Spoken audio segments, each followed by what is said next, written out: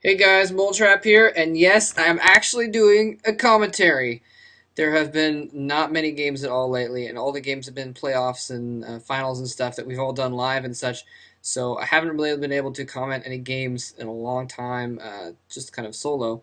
I've been having a lot of fun doing live commentaries though. It's been totally awesome. Thanks to everyone that's come out and listened. It's just made it that much more fun to have people yelling and screaming in the IRC chat room alongside the commentaries and stuff. Um, any case, but now we're actually finally going to get some games that people are going to be able to comment because World Cyber Games Korea is up now, and World Cyber Games Korea is basically the World Cyber Games is for those of you that don't know, it's a worldwide tournament. Takes place different places each year. This year it's going to be in Berlin actually, and it's basically like the eSports Olympics. It's each country can send competitors for different esports, and they compete against each other. Um, World Cyber Games Korea is basically it's a pretty well. Let me put it this way: whoever Korea sends to the World Cyber Games, almost every single time since the inception of the World Cyber Games, Korean has won the StarCraft, and there've only been one or two times when it's been a non-Korean that's even gotten second place or third or anything like that. Usually the Koreans sweep one, two, three because they're just that damn good compared to the rest of the world. Although we've got some good challengers this year, we'll see what happens there. But so the World Cyber Games Korea is the tournament to see who qualifies to go and represent Korea in the World Cyber Games, and they're going to get to go to Berlin and all that stuff, and they probably get some money as well. This is Rumble. He's the Zerg player there, and he's playing against Light, and uh, Rumble. He's usually a 2v2 player. I admit I don't know too much about him, except he's decent. He hasn't been playing very much 1v1 lately, so it's hard to say how he's been doing. Light, a very, very, very good Terran player when he's on his game. He hasn't been on his game for the last season or two, though, so, uh, you know, I'm not sure what to expect out of him, basically. He can come out and do something brilliant, or he can just kind of be mediocre. And lately he's been mediocre, so there's not too much to say about him either. Looks like we've got a 12 hatch then pool going on for Rumble. Light has gotten his barracks down. I wouldn't be surprised. On this map, you can pretty much. What was I going to say? On this map, you can get your mineral only pretty easily. Well, I mean that there's three bases around your main. This is Andromeda, by the way, and you can see it looks like Rumble's probably going to plant down another hatchery at that third base right now. And so you can see just south of your main or just near your main. Oh, drone gets pushed away. Not going to get that scout in. So yeah, there's a mineral only there, and then down a ramp there's a gas expansion as well. So it's sometimes players. Well, Zergs are usually going to go three hatch anyways. So it's pretty easy for them to get those three bases. So it's kind of advantageous to Zerg. They can protect it very easily. But at the same time, it means that other races are also going to be able to get three bases fairly easily. And it looks like, okay, he does have his command center down there. And this is a little bit risky of Light to be sending out his Marines so early. Okay, he's pulling back. Now that he finally sees those Zerglings, looks like he was going to try and put some pressure on there, but intelligently he's going to pull back his Marines there, because otherwise those Marines would have gotten slaughtered in the field, and then those Blings would have been able to just come straight into his base and own him pretty badly.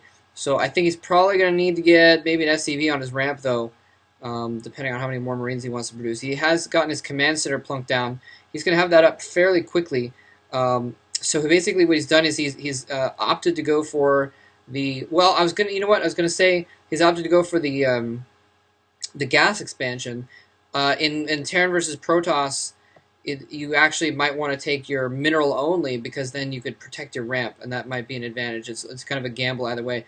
But on this map, it's actually a little bit easier to protect your gas expansion against Zerg as a Terran, because it's really difficult. Basically, the minerals, as you may have seen, the minerals are bunched right up against that ridge, so you can't really place any. You can't get Marines behind there, and you can't really place any turrets behind the mineral line. So it'd basically be easy pickings on the SCVs there. So that's why Light has gone for his gas expansion only, despite the fact that then that expansion is going to be a little bit more vulnerable to attack on the ground.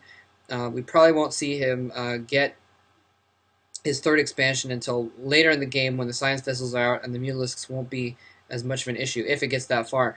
Lair going down for Rumble there. Uh, Looks like he's probably just going to be going for a standard meter harass. He's gotten some lings. He got those initials, looks like 8 lings, to try and kill the scout, put a little pressure on there. But he hasn't gotten any more lings. He's gone for a lot of economy here. Okay. SCV getting pushed back. And there's Rumble's first person view there. He's not paying attention to his door. The SCV might sneak in. What are you doing? No! I'm just kidding. He has an eye on the whole time that you're doing it. That the programmers have like half an eye on their minimap, so they can still kind of see what's going on. So if they notice a little bit of red enter their minimap, they'll focus their attention back to that location so they can micro their troops if as necessary. Oh, he did let the SCV get a little bit by him, but all it was able to see was that one sunken colony. So I think that oh, Firebat's out. Firebat's out. Oh, what's it? Ling's getting by. That Ling is going to totally sneak by. I don't know if he has extra Marines. It looks like he does have a couple Marines coming out there, so he's going to be able to block that off. But Light is actually going out. He's moving out now. He's got a couple Firebats, a few Medic Marines. He's going to try and break this before those other Sunkens get in. He stims. He goes in. He's attacking. There's only one Sunken Umber right now. The Firebats are not with this squad, though, so the drones are going to be able to do a little bit of damage. They're killed off one Marine, 2 Marines. The Sunken takes out a 3rd Marine. The Firebats finally arrive. He still hasn't even taken out that first Sunken colony. Only 2 Marines and 1 Firebat and a Medic get up the ramp, and I think Rumble should be able to clean that up fairly easily. The Firebat might cause a little bit of trouble, but with only 1 Medic to back it up, I don't think it's going to be too big of a deal. Those are probably going to be Zerglings popping out there to clean this up right now. They're the Zerglings. They're going to be able to take this out fairly easily. Yeah, drones as well. He might lose a couple drones from that Firebat, and actually he's microing the Firebat fairly well. Firebat Medic!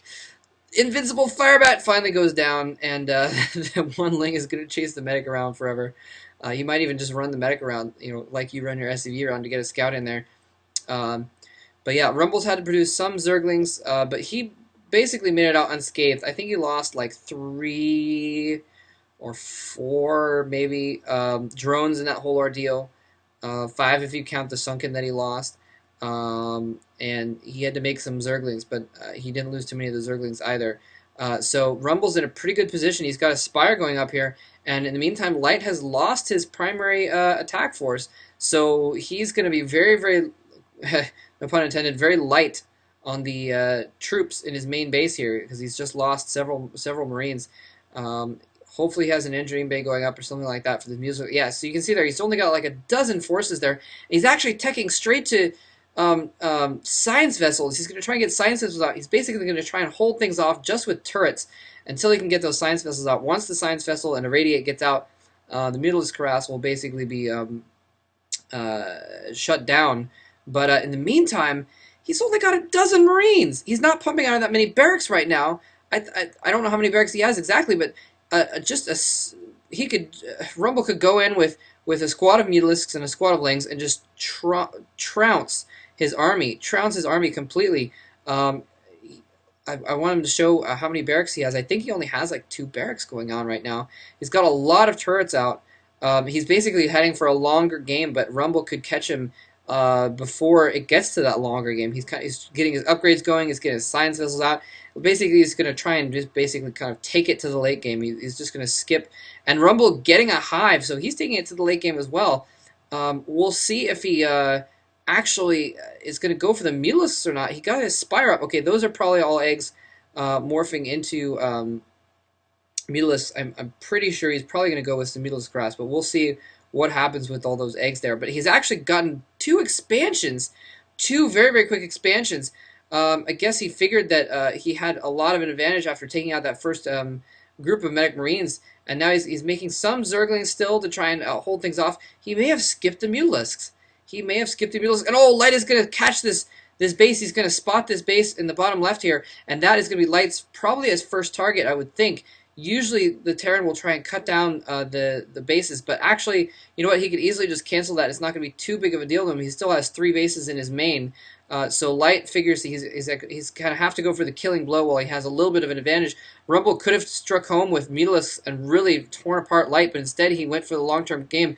And Light now has a little bit of a military advantage because Rumble has been making mostly lanes, and now he's going with a huge superior force, far superior force. Rumble has spent all his money on tech and hatcheries and not on troops, so he's left with just a couple dozen Zerglings, and if when the Marines outnumbered the Zerglings, that is curtains. It looks like he was just hoping that his Ultras Cavern would come in quickly enough that he could maybe get some Ultras out to save his butt, but it was obviously too late. The Ultras Cavern was not even, well, it was pretty near popping, but it was not quite out yet, so couldn't quite end it. So Light takes game one, and you know what? I don't even know. I couldn't even find whether or not this is a best of three. I think it's a best of three. So I know it's a best of something. So we're going to go on to game two. That was an excellent game. I'm glad to be commenting again and having some actual games to do in between big triples and stuff like that. So anyways, I hope you guys enjoyed that. Thank you very much for listening.